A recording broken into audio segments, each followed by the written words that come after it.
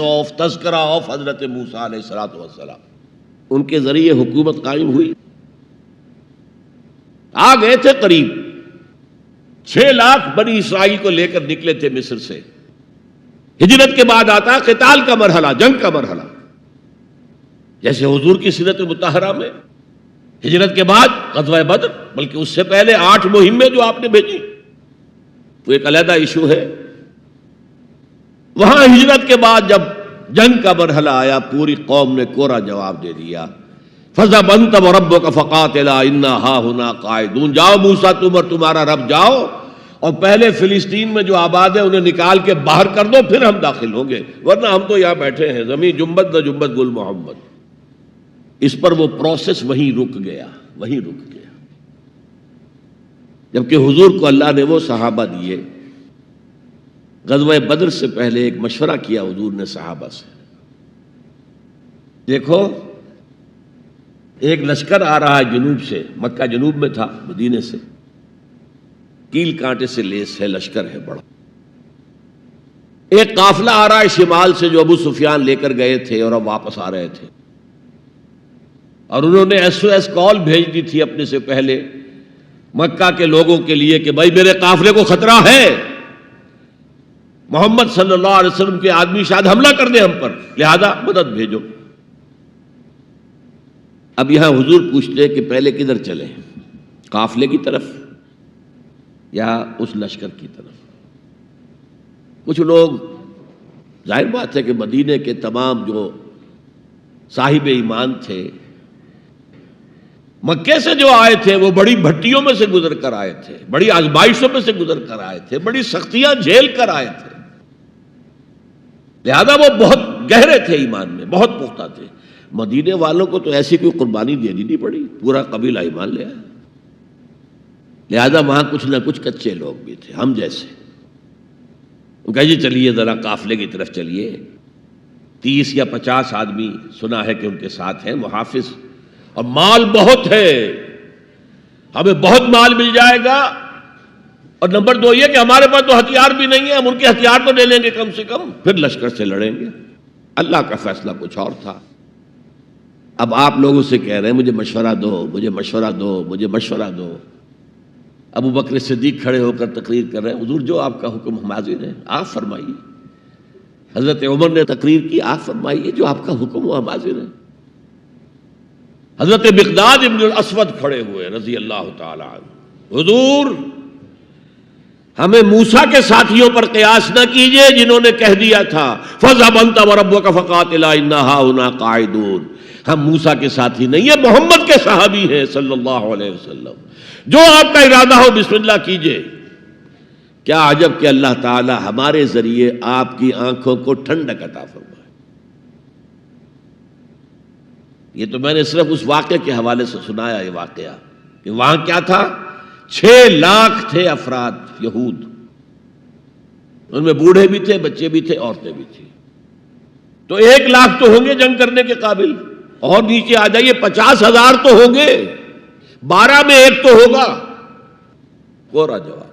صرف 2 آدمی نکلے، یوشع ابن نون اور کالب بن یفنہ. یوشع تو پھر بعد میں حضرت موسیٰ کے جانشین بھی ہوئے اور نبی ہوئے، جوشوا کہتے ہیں بائبل میں ان کو، لیکن یوشع ابن نون 2 آدمی.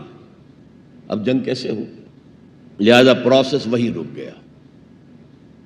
حضرت موسیٰ علیہ السلام کے ہاتھوں کو اسلامی حکومت، اسلامی ریاست قائم نہیں ہو سکی. حضرت عیسیٰ کا تو سوال ہی نہیں. 3 سال آپ نے دعوت دی ہے اور یہودی علماء جو ہیں جان کے ان کے دشمن بن گئے.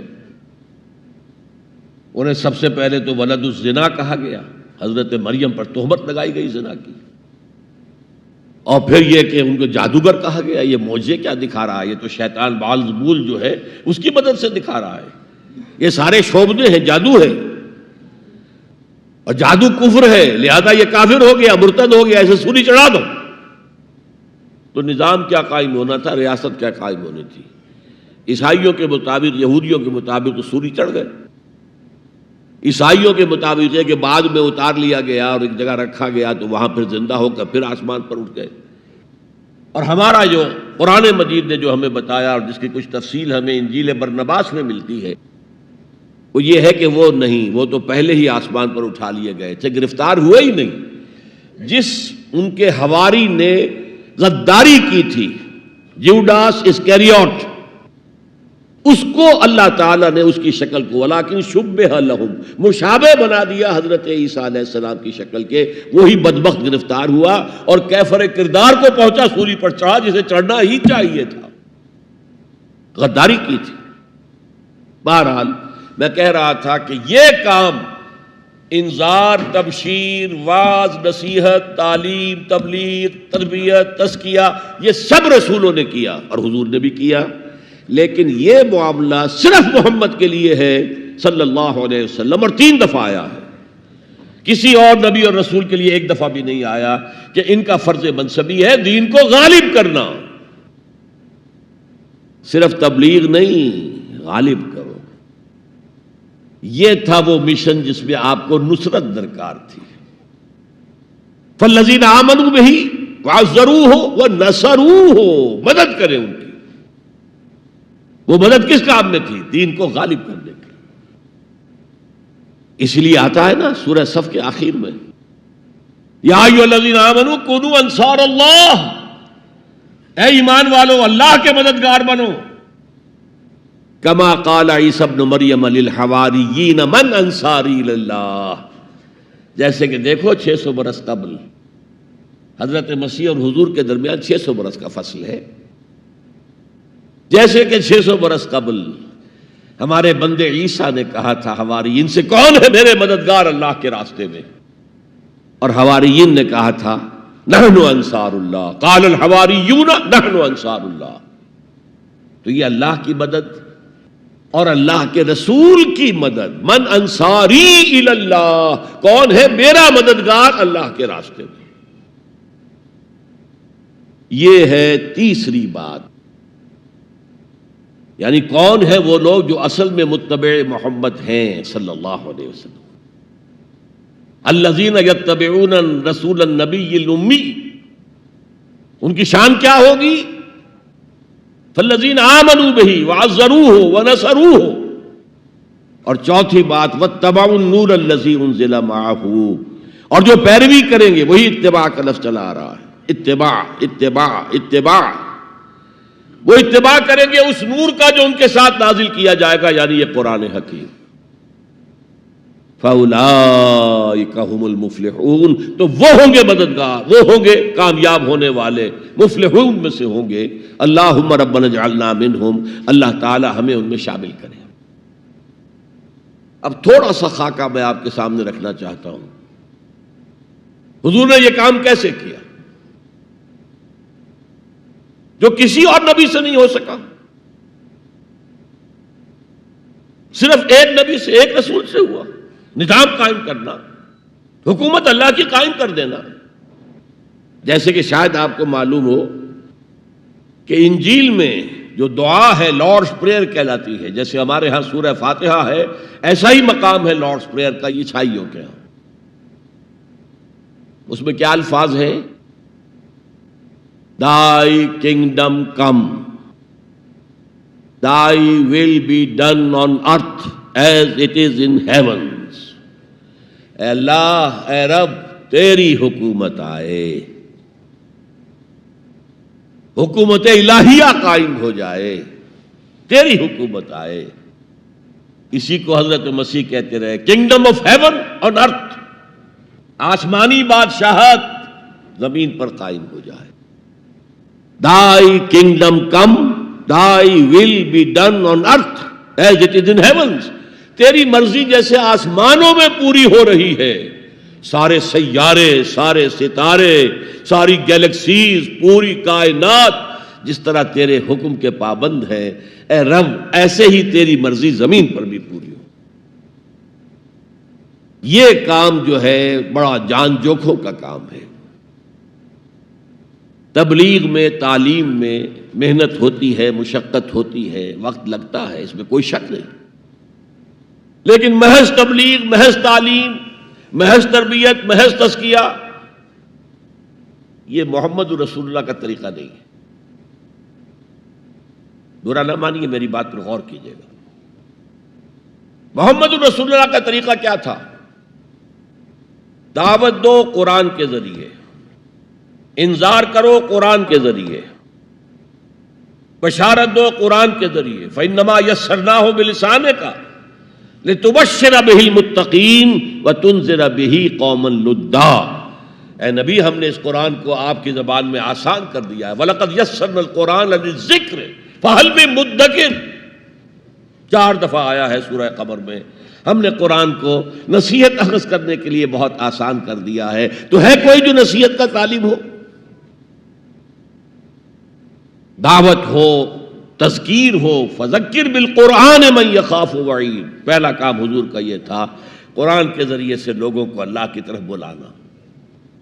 یہ دعوت، تبلیغ کسے کہتے ہیں؟ To reach out to someone, to convey to him some message. یہ تبلیغ ہے.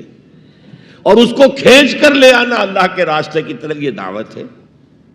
ومن احسن قولا ممن دعا الی اللہ وعمل صالحا وقال اننی من المسلمین. اس شخص سے اچھی بات کس کی ہوگی جو اللہ کی طرف بلائے اور اچھے عمل کرتا ہو. یہ نہ ہو کہ وہ دوسروں کو تو نصیحت اور خود میاں فضیحت، یہ نہیں.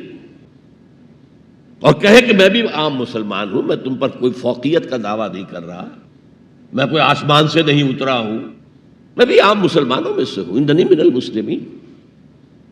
تو قرآن کے ذریعے تذکیر، قرآن کے ذریعے نصیحت. یا ایھا الناس قد جاءتکم موعظۃ من ربکم وشفاء لما فی الصدور. یہی ہے موعظہ، نصیحت، اور یہی ہے شفاء لما فی الصدور. دلوں میں جو روگ ہیں ان کا علاج یہ ہے. وہدی ورحمۃ للمؤمنین. تو حضور کا طریقہ پہلا کیا تھا؟ قرآن کو عام کرو. جہاں آپ گئے قرآن سنایا. آپ کے کوئی خطبات ہمیں نہیں ملتے. جمعے کے خطبوں میں کیا کرتے تھے؟ کان للنبی صلی اللہ علیہ وسلم خطبتان یجلس بینہما یقرأ فیہما آیات من القرآن ویذکر الناس.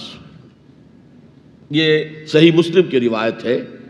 حضور کے 2 خطبے ہوتے تھے، آپ درمیان میں تھوڑی دیر کے لیے بیٹھتے بھی تھے جیسے ہم بیٹھتے ہیں. اور یہ کس لیے تھا؟ شاید آپ نے کبھی غور نہ کیا ہو. یہ اس لیے نہیں تھا کہ حضور کو کوئی تکان ہو جاتی تھی. آپ کے خطبے بہت مختصر ہوتے تھے. لمبے خطبے کی ضرورت کیا؟ جو سامنے بیٹھے ہیں عربی ان کی زبان ہے، قرآن عربی میں نازل ہوا ہے، حضور کے قلب سے زبان مبارک سے ادا ہو رہا ہے، دلوں کے اندر جا کے اتر رہا ہے. لمبی بات کی ضرورت کیا تھی؟ بہت مختصر خطبے ہوتے تھے. لیکن پھر بھی بیٹھتے تھے. کیوں بیٹھتے تھے؟ یہ علامت تھی اس بات کی کہ یہ خطبہ جو ہے یہ ظہر کی 2 رکعتوں کا قائم مقام ہے. ظہر کی 4 رکعتیں فرض اور جمعے میں رہ گئی 2. بقیہ 2 کے قائم مقام یہ 2 خطبے ہیں. لیکن خطبوں میں کرتے کیا تھے؟ یقرأ آیات من القرآن.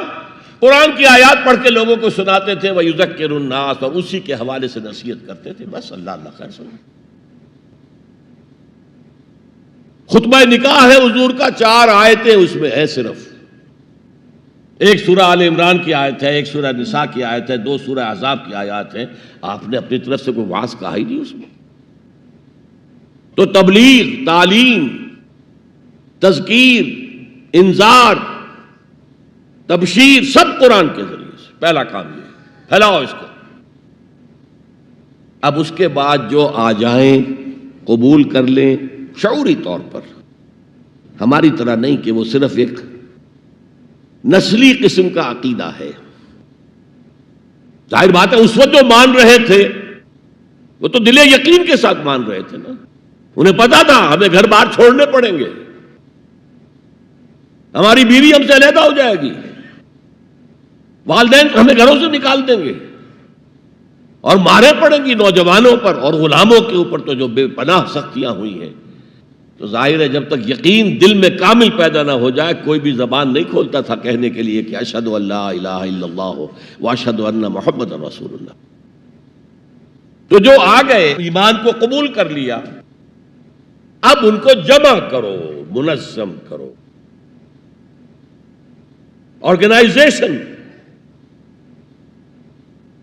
اس لیے کہ نظام کو بدلنا آسان کام نہیں ہے. کہیں بھی کوئی خلا تو ہے نہیں، کوئی نہ کوئی نظام ہے. ڈیموکریسی ہے تو وہ حاکمیت عوام کا نظام ہے. کیپٹلزم ہے تو وہ ڈکٹیٹرشپ آف دی کیپٹلسٹ ہے. نظام تو ہے نا.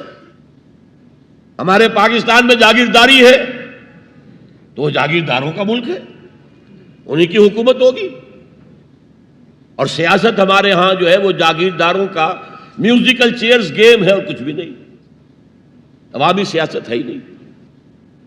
وہ تو آپ کے ہاں تو پہلا قدم اٹھا لیا گیا تھا جاگیرداری کا خاتمہ. 2 کام ہندوستان میں بہت بڑے ہوئے جو ہم نہیں کر سکے.